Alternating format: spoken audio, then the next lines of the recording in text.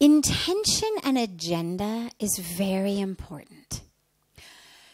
I may do good things, but if I'm doing them with the agenda that I'm going to be recognized for them, that I'm going to be appreciated for them, that I'm going to get good things in return, then chances are I am going to be miserable. Because I'm going to be miserable waiting to get my appreciation and acknowledgement and all the good things that are going to come. When they come, chances are they're not going to be as big or enough as I think they should be. But if my agenda of doing good things is for the joy of doing them, and it doesn't mean that the things themselves are so joyful, doesn't mean the actual work is always so joyful, but simply the joy of being in service. I may be sweeping the floor, I may be cleaning toilets, I may be cutting vegetables in the kitchen, I may be designing brochures, I may be stuffing envelopes, I may be going door to door raising money for an organization. I mean, I could be doing any one of a million things. Could be making sandwiches for the poor. I mean, I could be doing literally an infinite number of things. Not all of those things in and of themselves is particularly enjoyable. But if I'm able to take joy in being of service, then that service becomes its own reward. So if I'm looking for what is going to come back for me, you know, Pujya Swamiji always says, we always ask what for me. And really what we need to ask is what through me. So if I'm doing good work, but my question is what for me? What am I going to get out of this? It may be fully volunteer work. But I'm expecting somebody's going to notice, somebody's going to love me for it, whatever it may be. It could be a conscious expectation or a very deep-seated unconscious expectation. Then I'll be worthy. Then I'll be enough. Then my existence will matter. I mean, it may be very, very deep and subtle. But as long as we're looking for something from someone else, if this person appreciates me, acknowledges me, then I feel okay, then I feel worthy. When I get it, great. I don't get it, I don't feel great. So the service when you're doing good things has to be its own reward. If you're serving people, the benefit you're giving them, whether they acknowledge you or not, whether they even know you're the one who did it or not. But simply knowing, kids have sweaters today who didn't have sweaters yesterday. Kids have a school today who didn't have a school yesterday. They don't know we did it. We may not have gone personally and handed out every sweater. But it's the awareness. The kids who were shivering yesterday or today not shivering. That brings joy. And the flip side of it is, as you say, people who do wrong things seem happy. I would disagree with you. I really would disagree with you. I would say that there is a drama in our world that a lot of people, most people in fact, sort of subscribe to on a surface level. And the drama is that having money, being rich, having big things, being successful, being powerful, that these are the good things in life. And so people who have them typically may act like, yeah, everything's great, because they know we have to act like everything's great. We're the rich people in the community. I'm the head, I'm the boss. If the CEO of a company walks into a boardroom and, puts his or her head in their hands and says, oh my God, I'm so depressed, do any of you guys know what to do? the company's going to fall apart. People are going to be like, you can't be CEO. Like, you need to guide us. You're supposed to know what's going on here. You have to have it together.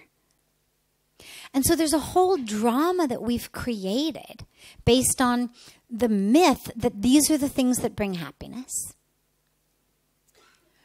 Which means that if you have them, yeah, you better be happy.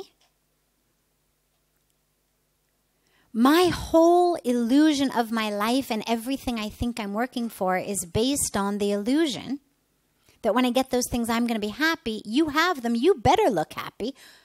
Or my whole life is a question mark. And so should you be rich or beautiful or famous or powerful or whatever it is and dare to not be happy? What you tend to get is, what do you have to be miserable about? Like, you've got everything. And that's not a very compassionately open space for someone to be honest themselves, which is why people tend not to share it. But what I can tell you from traveling around the world and meeting so many people of every walk of life is so frequently,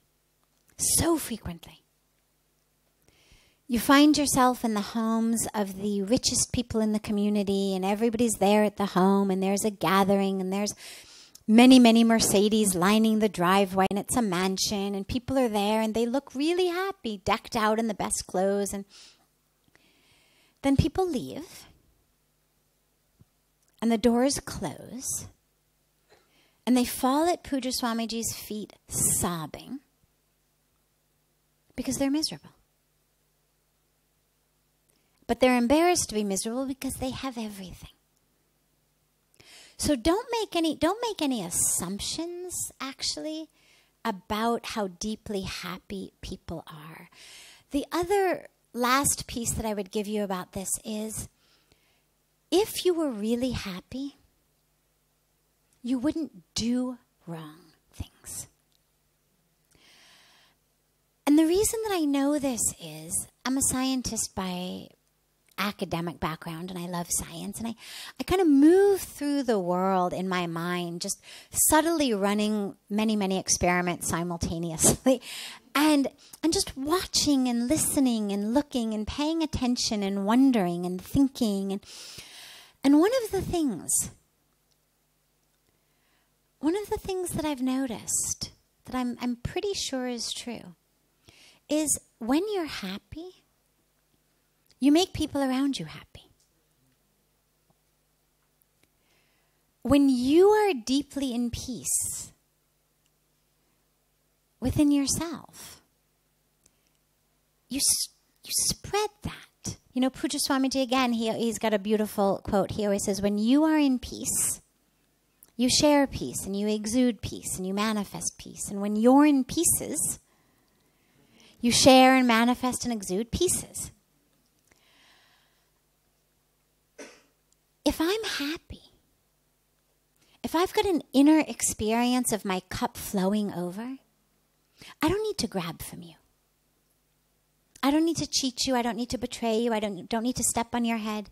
If, God forbid, there's an inevitable situation in which I think maybe you're going to be hurt, I'm going to do everything I possibly can to soften that blow for you, because I want to share my joy and my peace. That's the nature of joy, is it wants to be shared. This is why when someone smiles at you, you can't help but smile back. They were just smiling. Their joy is, but there's something about a smile that makes us smile. That's the nature of joy. It's actually contagious. So if someone is doing wrong things, if someone is lying, if someone is cheating, if someone is abusing, if someone is betraying, whatever they may be doing, you can be pretty sure that they're doing it from a place of an inner sense of lack, an inner sense of fear, an inner sense of not enoughness, the opposite of my cup runneth over. Because that's what leads to harming others.